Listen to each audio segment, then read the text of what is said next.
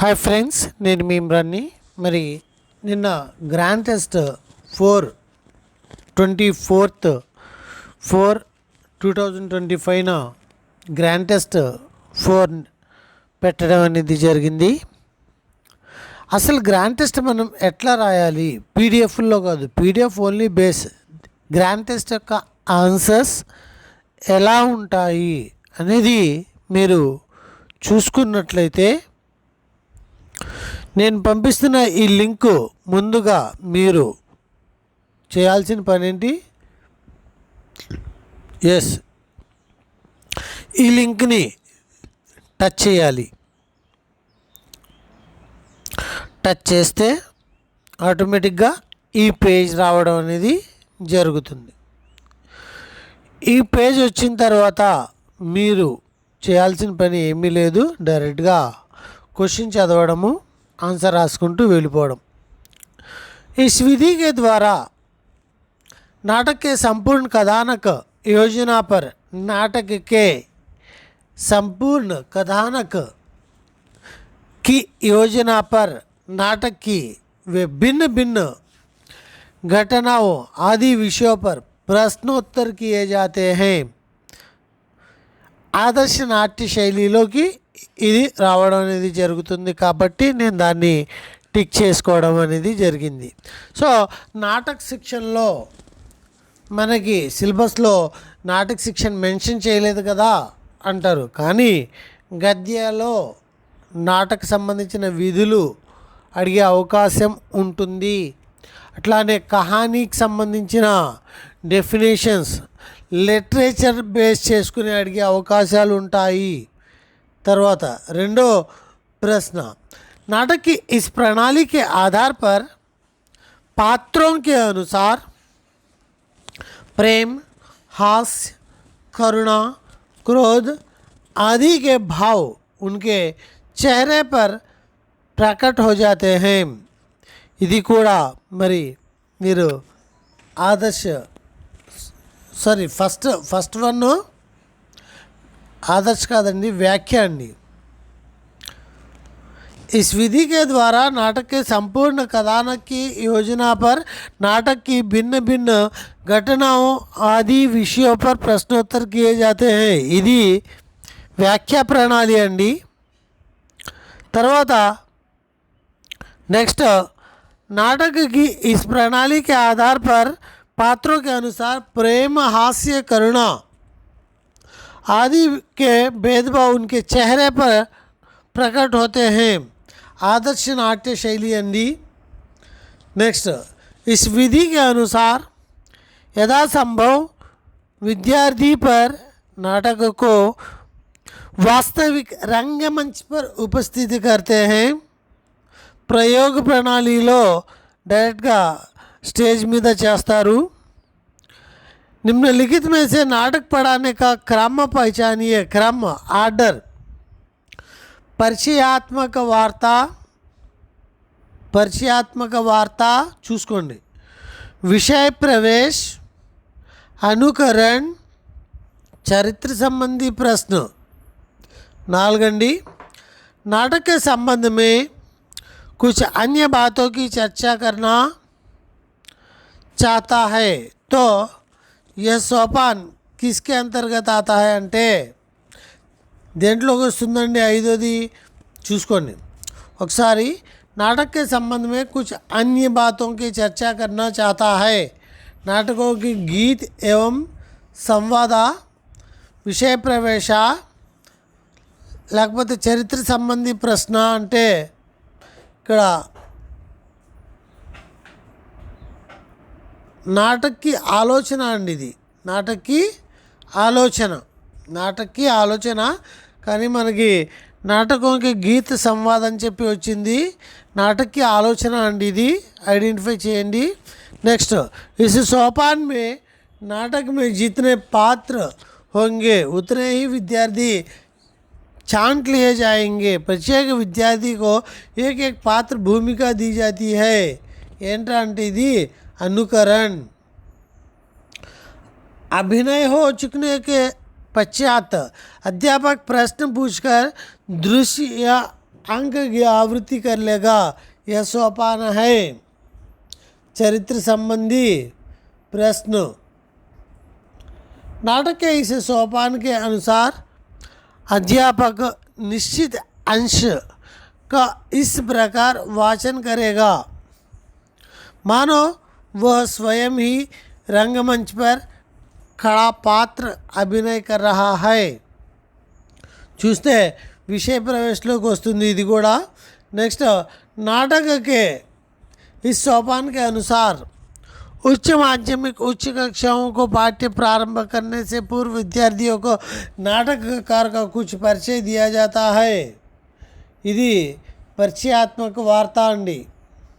Next नाटक की इस प्रणाली के आधार पर अध्यापक नाटक के संवादों को इस ढंग से पढ़ता है कि प्रत्येक चरित्र का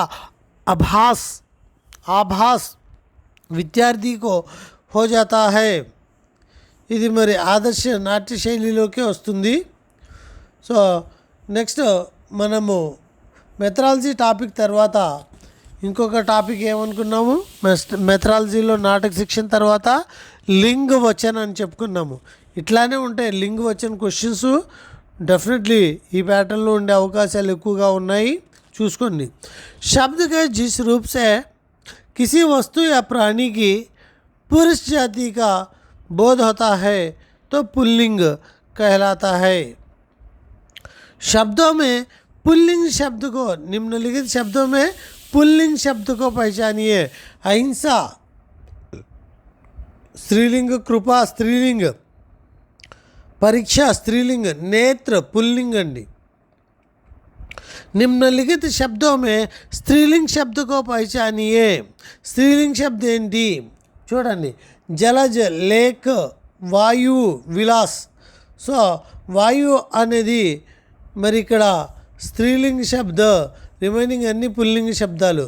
कबूतर शब्द का स्त्रीलिंग शब्द पहचानिए అంటే कबूतरी।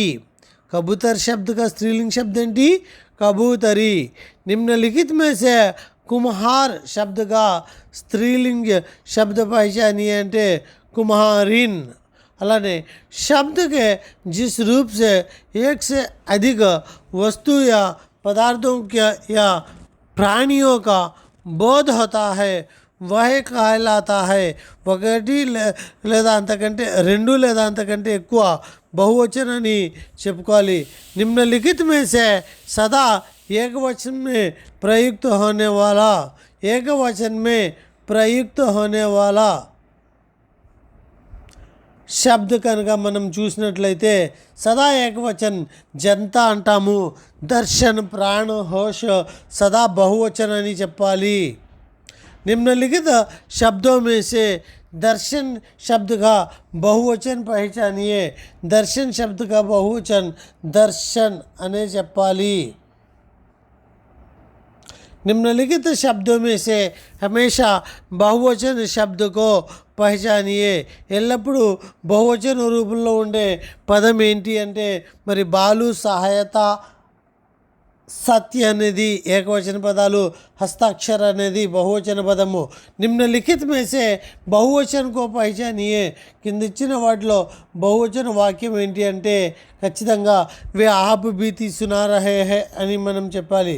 అలానే ఫ్రెండ్స్ మరి మన దగ్గర చాలా చక్కటి కోచింగ్, ఆన్లైన్ కోచింగ్ అంటే ఒక వాట్సాప్ గ్రూప్ ఉంటుంది, అందులో మిమ్మల్ని యాడ్ చేయడం అనేది జరుగుతుంది। కాస్ట్ ఎంత అంటే కేవలం 3500కి డైలీ టెస్ట్ అనేది ఉంటుంది। అంటే డైలీ ఎగ్జామ్ని కండక్ట్ చేయడం ఒకటి పాయింట్ 1 నెంబర్ 1 డైలీ ఎగ్జామ్ ఉంటుంది, సిలబస్ మెన్షన్ చేయడం అనేది జరుగుతుంది, ఆ సిలబస్కి సంబంధించిన ఎక్స్ప్లెనేషన్ వీడియోస్ పెట్టడం అనేది జరుగుతుంది। ఎగ్జామ్ ఎప్పుడైనా రాసుకోవచ్చు। ఈవినింగ్ 9:30 తర్వాత వర్క్ ఇవ్వడం అనేది జరుగుతుంది। మరుసటి రోజు ఈవినింగ్ 9:30 లోపు ఈ వర్క్ని ఫినిష్ చేసి మీరు ఆ రోజు ఎగ్జామ్కి వస్తారు। సో ఫర్ ఎగ్జాంపుల్ 24వ తేదీన మీకు ఒక సిలబస్ ఇస్తే 25 సాయంత్రం 9:30కి ఎగ్జామ్ లింక్ని పంపడం అనేది జరుగుతుంది। ఆ ఎగ్జామ్ లింక్ ఎన్నిసార్లు అయినా రాసుకోవచ్చు, ఎప్పుడైనా రాసుకోవచ్చు. అది ఎన్నిసార్లు రాసుకోవచ్చు అనేది ఎట్లా రాయాలో ఈ వీడియోలోనే మనం చెప్పుకుంటున్నాం. 3500కి మరి వీటన్నిటితో పాటుగా మెటీరియల్ మొత్తం సెట్ అంతా కూడా మీకు వాట్సాప్కి ఫైల్ లాగా పంపించడం అనేది జరుగుతుంది. ఆ వాట్సాప్ ఫైల్కు వచ్చిన తర్వాత మీరు పీడిఎఫ్ తీయించుకోవాలి అనుకుంటే పీడిఎఫ్ తీయించుకోవచ్చు. లేదు నేను వాట్సాప్లో సిస్టంలో చదువుకుంటానంటే సిస్టంలోనూ చదువుకోవచ్చు, ఎటువంటి డౌట్ లేదు. ఇది మరి ఇమ్రాన్ టెట్ డిఎస్సి నుంచి మీకు ఈ డిఎస్సి పర్పస్ తక్కువ డేస్లో చాలా ఎక్కువ ప్రిపరేషన్ ఎలా చేయించాలి అంటే మరి దానికి మీకు తెలుసు వీడియోస్ ఎక్స్ప్లెనేషన్ ఎలా ఉంటుంది, అలానే గైడ్ ఆఫ్ మెయింటెనెన్స్ అంటే మీకు ఏ రకంగా గైడ్ లైన్ ఇస్తాను, ఏ రకంగా నాకు ఎంత తెలుసు అనేది మీకు మీ అందరూ ఆల్రెడీ వాచ్ చేయండి. మీకు తెలియకపోతే ఒకవేళ 2-3 వీడియోస్ చూస్తే మీకే తెలుస్తుంది. సో కాబట్టి ఎవరికి కావాలో వాళ్ళు ఖచ్చితంగా మరి 9392596430కి కాల్ చేయండి, వివరణ అడగండి, లేదా మెసేజ్ చేయండి, వివరణ అడగండి. మీకు ఒక క్లారిటీ అనేది ఉంటుంది. ఎలా రాయాలి, ఎగ్జామ్ ఎలా రాయాలి, మనం ఎంత హార్డ్ వర్క్ చేయాలి, మనం ఏ రకంగా మోటివేట్ అవ్వాలి, మనల్ని మనం ఎలా తీర్చిదిద్దుకోవాలి, ఇవన్నీ కూడా మనం ఎగ్జామినేషన్ ప్యాటర్న్లో ముందుకు తీసుకెళ్ళాలి ఫ్రెండ్స్. మరి ఓకే, మరి ముందుకి తర్వాత లింగ్ వచనంతో పాటుగా వైదిక కాల్ అనేది అంటే ఎక్కడ వస్తుంది, ఇది పర్స్పెక్టివ్ ఎడ్యుకేషన్లో ఈ బిట్స్ చూడండి ఎలా ఉంటాయో. వైదిక కాల్ మే విద్యార్థి జీవన్ కో ఇస్ నామ్ సే జానా జాతా హై. వైదిక యుగంలో విద్యార్థి జీవన్ని ఏమంటారా అంటే బ్రహ్మచారి అంటాము. ఉపనయన్గా అర్థం చునే హుए గురువు కే ఓర్ జానా అంటేనే ఉపనయన్. వైదిక కాల్కే ఛాత్రి సాయుకు బ్రహ్మచర్య యొక్క పాలన. ఏ వయసు వరకు బ్రహ్మచర్య యొక్క పాలన చేయాలి అంటే 18 సంవత్సరాల వయసు వరకు. ఇస్ కార్యక్రమంకే ద్వారా బ్రహ్మచర్య కా అంత హోతా హై. బ్రహ్మచర్య అంటే వాడు చదువుని కంప్లీట్ చేసుకుని మరి ఏ కార్యక్రమం ద్వారాగా బ్రహ్మచర్యాన్ని కంప్లీట్ చేసుకుంటాడు అంటే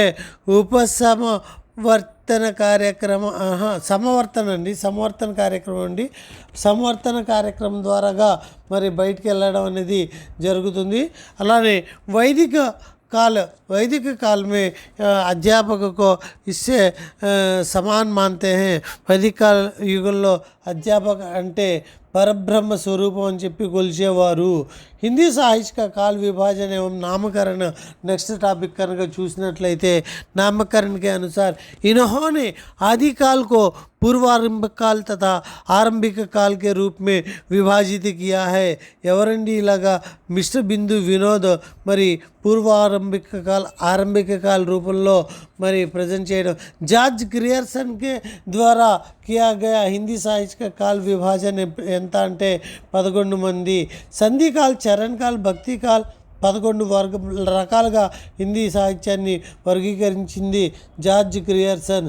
సంధికాల్, चारण काल, भक्ति काल, रीति काल, आधुनिक काल. यह विभाजन के अनुसार यह विभाजन किन के अनुसार है అంటే ఈ ఆర్డర్లో విభజించింది ఎవరు అంటే రామ్ కుమార్ వర్మ అని చెప్పి మనం చెప్పుకోవాలి. ఆదికాల్కో వీరగాథ కాల్ నామ్ సన్యా కిస్నే దియా అంటే ఆచార్య రామచంద్ర శుక్ల ఆదికాల్కో వీరగాథ కాల్ కహా है. నెక్స్ట్ बौद्ध धर्म वज्रायन शाखा से सिद्ध साहित्य फिर नाथ साहित्य लिखा गया. आदिकाल का यह విశేషత దేంట్లో చెప్పుకుంటాము అంటే ధార్మిక సాహిత్య పరిస్థితిలో మనం చెప్పుకోవడం అనేది జరుగుతుంది. నిమ్న జాతికే లోग ब्राह्मणों के विरोध से सिद्ध हो जाते थे. ఆదికాల యह పరిస్థితి ఏంటి అంటే ఖచ్చితంగా సామాజిక పరిస్థితి అని మనం చెప్పుకోవాలి. निम्नलिखित में से वीरगाथात्मक साहित्य का दूसरा नाम क्या है అంటే వీరగాథాత్మక సాహిత్యకి రెండో పేరు దేశ భాషా కావ్య అని మనం చెప్పుకోవాలి. जयमंग जयचंद्रिका నెక్స్ట్ జయచంద్ర ప్రకాష్ కే కవి ఎవరు అంటే భట్టగదార్ मधुकर कवि అని మనం చెప్పుకుంటాము. इनके लिखे हुए ग्रंथ 32 ग्रंथ माने गए हैं, लेकिन उनमें दोहा कोश విశేష ప్రసిద్ధ हो गया है అంటే ఎవరు రాసింది అంటే ఇది सरहपाद అని చెప్పుకోవాలి. वे बड़े पर्यटकशील सिद्ध हैं, इनका प्रमुख कार्यक्षेत्र नालंदा है, लेकिन इनके नालंदा लेकिन इन्होंने नालंदा श्री पर्वत देवीकोट उड़ीसा आदि प्रदेश की यात्रा की. यह अधिकार तंत्रों में विश्वास करते हैं. ఎవరు ఈ విశేషతలు కలిగిన వ్యక్తి అంటే మనము ఎవరికి చెప్పుకోవచ్చు అంటే దీనికి సంబంధించిన ఆన్సర్ విరూప అండి, విరూప. నెక్స్ట్ కుछ लोग इन्हें అభిమాన్ మేరు कहते हैं అని చెప్పి మనం చెప్పుకోవాలి. అభిమాన్ మేరు అంటేనే పుష్పదంత్ అని చెప్పి మనం గుర్తుపెట్టుకోవాలి. नेक्स्ट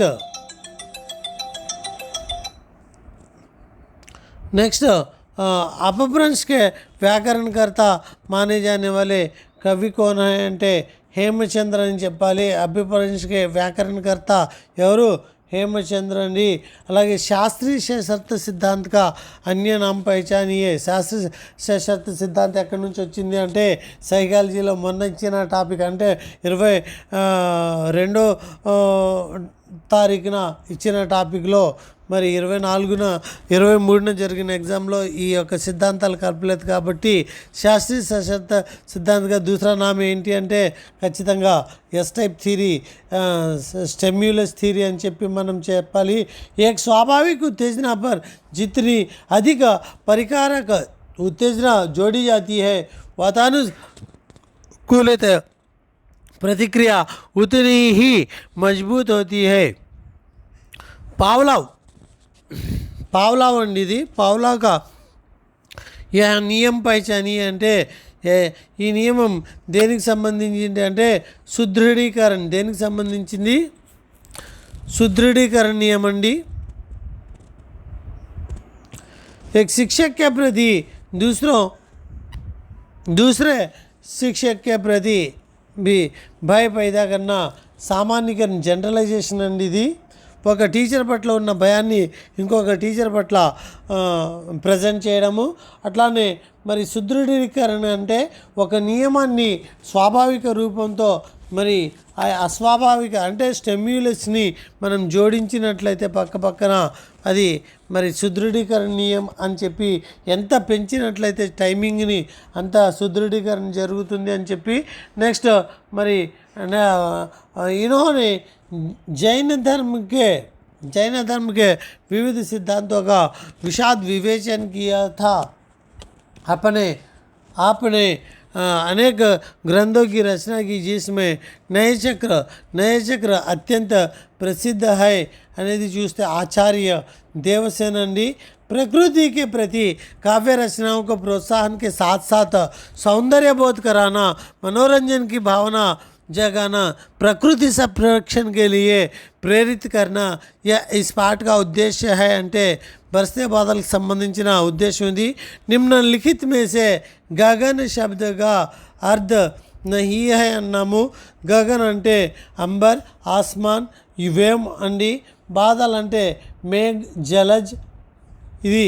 నెక్స్ట్ దాదు టట్టర్ కడితే జిల్లి బజతి జంజన్ అనేది మనం చూసినట్లయితే మరి దీనికి కంటిన్యూషన్ వాక్యం ఏంటి అంటే మ్యావ్ మ్యావ్ రే మోర్ పీయు పీయు శాతకే గన్ అని చెప్పి మనము పెట్టాలి పోయే ఆర్డర్లో.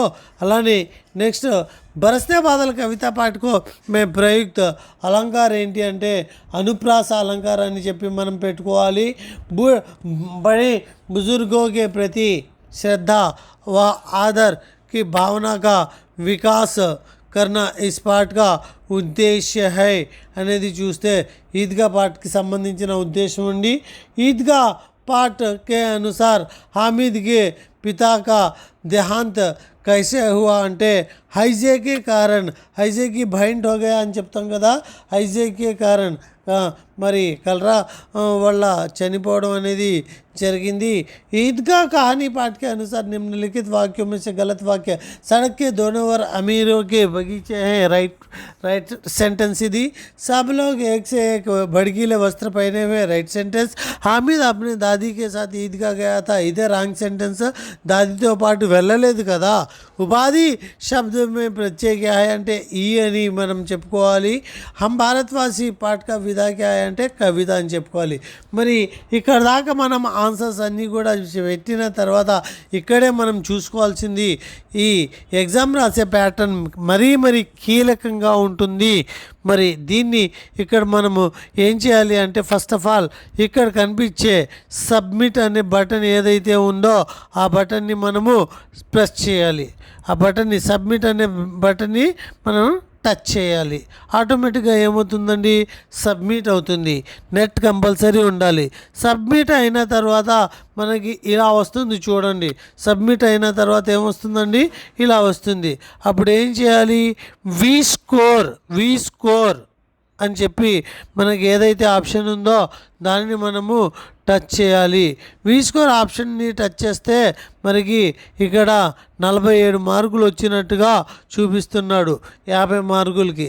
మరి ఎక్కడెక్కడ తప్పులు చేశామో మనము చూద్దాం. ఎక్కడెక్కడ తప్పులు చేశామో అనేది మనం చూసినట్లయితే 47కి ఇక్కడ రైట్ ఆన్సర్కి గ్రీన్ షేడ్ చూపించేస్తున్నాడు. రాంగ్ ఆన్సర్ అంటే నాటకోకి గీత్ సంవాద్ అని చెప్పి మనం యాక్చువల్గా ఇది రాంగ్ ఆన్సర్ కాదు, నాటక్కి ఆలోచన అనే రైట్ ఆన్సర్, కానీ అక్కడ ఆప్షన్ సెలక్షన్ రాంగ్ అయిపోయింది. సరే ఓకే 48.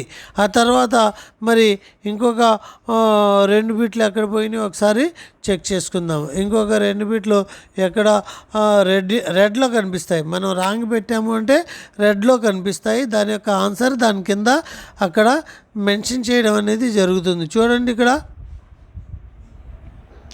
निम्न जाति के लोग ब्राह्मणों के विरोध की सिद्धों के हो जाते हैं. आदिकाल की यह సామాజిక అని చెప్పాను నేను. సామాజిక అని చెప్పి కూడా సాహిత్యకి టచ్ చేసేటప్పుడు ఆటోమేటిక్గా సామాజిక టచ్ చేసేటప్పుడు మన క్లిక్ ఎక్కడికి వెళ్ళిపోయింది, సాహిత్యకి టచ్ అయిపోయింది. మళ్ళీ మనం చూసామా, ఫ్లోలో పరిగెత్తేసాము. కాబట్టి ఇట్లాగా ఫ్లోలో పరిగెత్తకూడదు.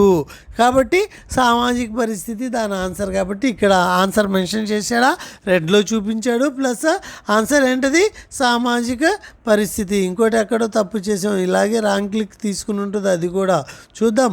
మరి एक शिक्षक के प्रति दूसरे शिक्षक को भय पैदा करना. ఉదాహరణ జనరలైజేషన్ అని చెప్పాను, సామాన్యీకరణ అని చెప్పాను. కానీ టచ్ చేసేటప్పుడు క్లిక్ ఇచ్చేటప్పుడు పొరపాటున పైకి వెళ్ళిపోయింది. ఎగ్జామ్లో కూడా మనం అలాగే చేస్తాం. క్లిక్ అటు ఇటు పెట్టకుండా జాగ్రత్తగా కరెక్ట్గా మనం అనుకున్నది క్లిక్ అయిందా లేదా, ఆ తర్వాత మనం అనుకున్నది క్లిక్ అయిన తర్వాత మళ్ళీ ఒకసారి ఓకే క్లిక్ అయింది మనం అనుకున్నదేనా మనం పెట్టింది అనేది కూడా ఒకసారి చదవాలి. లేదంటే ఇప్పుడు 50లో 2, రేపు 150కి 6 అయిపోయింది. సో అటువంటి పరిస్థితులు ఉంటాయి అని చెప్పి మనము ఎగ్జాంపుల్ దీని ద్వారాగా కూడా మనం నేర్చుకోవచ్చు. ఓకే ఫ్రెండ్స్, మరి ఎవరికైనా సరే మరి మన కోర్సులో జాయిన్ అవ్వాలి అంటే 9392596430 కాల్ చేయండి. వివిధ రకాల కోర్సుల్ని అడగండి. ఓన్లీ ఎగ్జామ్ సిరీస్ మాత్రమే కావాలి అంటే 1200, అలానే మరి మెటీరియల్తో కలిపి మొత్తం కోచింగ్ ప్యాటర్న్ కావాలి అంటే 3500 చూసుకోండి. చాలా చక్కటి గైడెన్స్, మోటివేషన్ అనేది ఉంటుంది. Okay friends, thank you to one and all.